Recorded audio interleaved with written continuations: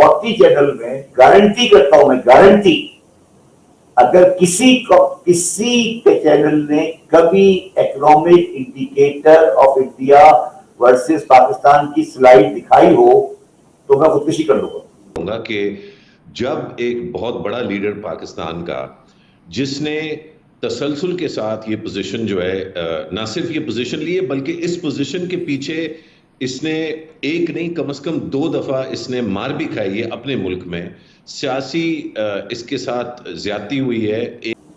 Agree, सही कह रहे हो। बात नहीं करना मेरे साथ, तो आपकी कोई हैसियत नहीं है, आप तो ब्रॉडकास्ट हो। अगर 40 मीडिया में किसी ने दिखाई हो कि ये इंडिया का ग्रोथ रेट है, ये मेरा ग्रोथ रेट है, ये पॉपुलेशन रेट है, ये उनका रेट है, ये एजुकेशन का रेट है, ये मेरा रेट है। खैबर पख्तूनख्वा में अरकान असम्बली का लोड शेडिंग शेड्यूल पर अमल कराने के लिए एक्शन। वजीर आला अली अमीन गंडापुर डेरा इस्माइल खान ग्रेड स्टेशन पहुंच गए। और आपको अपडेट करें, इसी से मुतालिक कसूर से वापडा के खिलाफ शदीद एहतजाज किया जा रहा है। और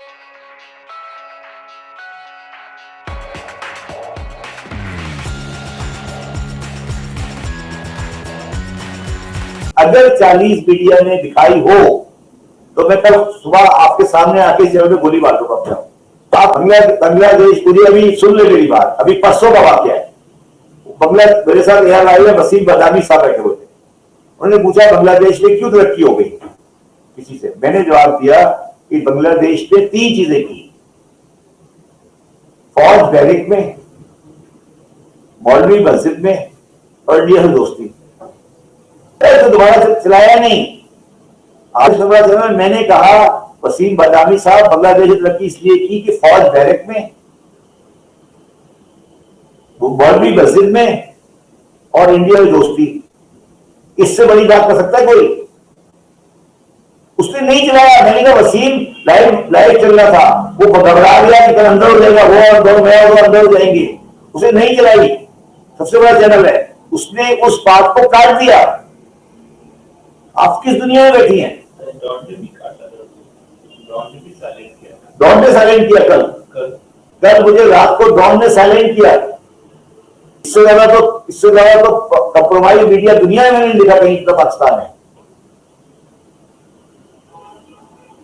आपने दिखाई मोदी की इनॉग्रेशन? जी मैंने दिखाई किसी टीवी में पाकिस्तान के जी हमने तो दिखाई पाकिस्तान के मीडिया पे, तो खैर नाम भी नहीं चल रहा था। यही तो पूछ रहा हूँ ना आपसे कि आपके बगौर पड़ोसी मुल्क पे एक बंदा प्राइम मिनिस्टर बन के इनॉग्रेशन कर रहा है, एक मिनट की दिखा देते ना कि यार मोदी साहब ने हरा उठा दिया। दिखाया आपने? पेमेंट होती है, मैंने आपको भेज दिया, आपकी सहेली ने मुझे भेज दिया, मैंने आपको भेज दिया। क्यों बड़ी बात, छोड़ दो मुझे। इस सोशल मीडिया की कोई हैसियत नहीं। अच्छा सर, अगर कोई हैसियत नहीं है तो फायरवॉल क्यों मंगवाई है? वो अगर कोई हैसियत, पागल है, हम तो पागल है, हम तो कुछ भी कर सकते हैं, वो अलग बात है। But what I am saying, मैं मेन स्ट्रीम मीडिया की बात कर रहा हूँ, जो पब्लिक में चलता है, टीवी पे चलता है, उसमें अगर इंडिया नजर आ जाए या और है तो फिर मुझे बता दें। बात अल्लाह ताला का आता है अजाब।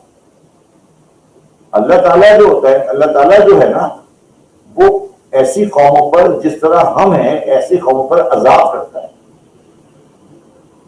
और इस कौम पे जब अजाब आता है तो वो अजाब उसी शक्ल में आता है जिस शक्ल में हमारे ऊपर आ रहा है। हज़रत अली का कौल है कि अजाब, सबसे बड़ा अजाब होता है कि तुम्हारे ऊपर गलत हुक्मरान नाफिज कर दी जाए। ये हज़रत अली का कौल है। सबसे बड़ा अजाब किसी माशरे पर यह है कि उसके हुक्मरान गलत हो जाए, उसके जज और काजी गलत हो जाए। सबसे बड़ा अजाब है। तो अजाब जो है वो इंसान को, एक आदमी को अजाब मिलेगा जन्नत और जहन्नुम में। जन्नत और जहन्नुम में जो अजाब मिलेगा वो इंडिविजुअल का होगा। माशरे का अजाब अल्लाह ताला दुनिया में दिखाता है। माशरे का अजाब हमेशा अल्लाह दुनिया में दिखाता है और पाकिस्तान उस अजाब के दौर से गुजर रहा है। और ऐसा माशरा हमेशा अजाब के दौर से गुजरेगा जिसमें इंसाफ नहीं मिलेगा। तो ये अजाब चलता रहेगा और वो अजाब कभी खत्म नहीं होगा जब तक यहाँ माशरती इंसाफ नहीं मिलेगा और मीडिया झूठ बोलता रहेगा और लोगों को बेवकूफ बनाता रहेगा। तो और जजेस अपने कमरों में बैठकर गैलरी से खेलेंगे कि क्या हो रहा है गैलरी में। यही हो रहा है ना, गैलरी से खेल रहे हैं ना। गैलरी से खेल रहे हैं ना आप। एक आदमी की आप किसी बंदे की फैमिली लाइफ में दाखिल होकर इद्दत का केस डील कर रहे हैं। इससे ज्यादा बदतमीजी हो नहीं सकती। इससे ज्यादा क्या बदतमीजी होगी मुझे बताया ना, क्या हो सकता है? इसके बाद क्या करेंगे आप? क्या करेंगे इसके बाद बता दें मुझे। अब ये अगर आप लेवल पे बात कर रहे हैं तो फिर आप किस माशरे की बात करते हैं? फिर आप कहते हैं कि इंसाफ नहीं है, पाकिस्तान में इंडिया से बराबर क्यों नहीं है, ये क्यों नहीं है, वो क्यों नहीं है। क्या बातें कर रहे हैं? किस दुनिया में रह रहे हैं? वो तो कहते हैं, वो बेचारे ने सही कहा मोदी ने कि यार ये अलग हो गए थे, अब ये 2 वक्त की रोटी खा लें इनके लिए बहुत है। यही कहा ना उसने, सही कहा बेचारे ने। क्या कहता वो क्या कह रहा था? वो तो यही कह रहा था ना कि 2 वक्त की रोटी खा लें। जो आता है हम कहते हैं यार 4 पैसे दे दो, मैं प्लीज 4 पैसे दे दो, 2 पैसे दे दो। अच्छा, और असेंबली देखिए, असेंबली में ऐसा लगता है कि बड़ी बड़ी कुर्सियां, बड़े बड़े सोफे, ऐसी तकरीर कर रहे हैं, बस पाकिस्तान सही राह पे लग गया, मैं आ गया हूं, पता कुछ नहीं हो सकता। एक दफा नहीं, 2 दफा नहीं, तसलसल के साथ जब इतने बड़े कद का उसने मार खाई है, मुल्क ने मार खाई है। हमारी पोजीशन क्या रह गई है दुनिया में? उसके बाद 1998 में क्या पोजीशन थी, आज क्या पोजीशन है? मार किसने खाई? पाकिस्तान ने? हम आ सकते हैं कि 98 में, अफसार भाई उस पर हम आ सकते हैं कि पोजीशन क्या है। मेरा ख्याल है कि हम में से चंद लोग शायद बहुत ज़्यादा नेगेटिव, क्योंकि हालात हमारे इस वक्त इतने नेगेटिव हैं, तो हम ये भी समझते हैं कि इसका मतलब है कि क्योंकि हम अंदरूनी तौर पे इतने कमज़ोर हैं तो हमें बैरूनी मुल्क जो है ये चीज़ प्रोजेक्ट करनी चाहिए, या हम किसी और मुल्क से बहुत ज़्यादा ख़राब है। मेरा ख्याल है कि इस पे एक डिबेट हो सकती है, लेकिन नवाज ये प्रोजेक्ट नहीं करना चाहिए। लेकिन ब्रावो जो है, चेस्ट थंपिंग जो है, हम अपने आप को बहुत बहादुर, बहुत ताकतवर जाहिर करें, कमज़ोर जाहिर ना करें, लेकिन बहुत ज़्यादा ताकतवर जाहिर करना किस बुनियाद पे? मैं वो बुनियाद जानना चाह रहा हूँ। तो अफसार भाई, मेरी ट्वीट से या मेरी किसी पिछले 25 साल में मेरी किसी बात से आपको ये लगा हो कि मैं चेस्ट थंपिंग कर रहा हूं?